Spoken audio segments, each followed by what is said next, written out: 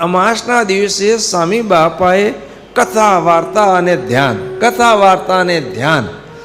અમાસના દિવસે બીજો કાર્યક્રમ નહીં, બીજા કોઈ પ્રોગ્રામ અમાસના નહીં. અમાસના દિવસે કથા વાર્તા અને ધ્યાન, કથા વાર્તા અને ધ્યાન.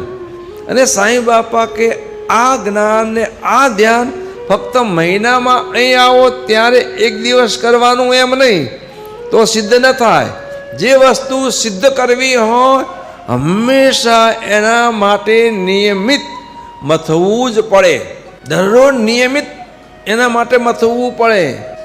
જ્ઞાન માટે પણ નિયમિત ટીકાવાળા વચનામૃત, બાપાશ્રીની વાતો, સાંઈ બાપાની વાતો, સાંઈ બાપાના કીર્તનો વાંચવા પડે, વિચારવા પડે, એમના આશીર્વાદો સાંભળવા પડે.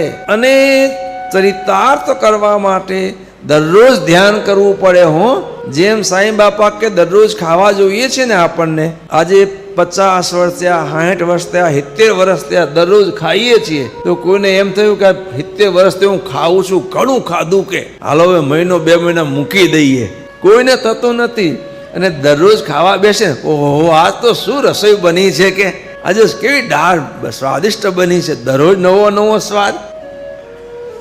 એમ બંધુઓ ધ્યાન, ભજન, કથા વાર્તામાં પણ ક્યારે તૃપ્તિ પામવાનું નહીં.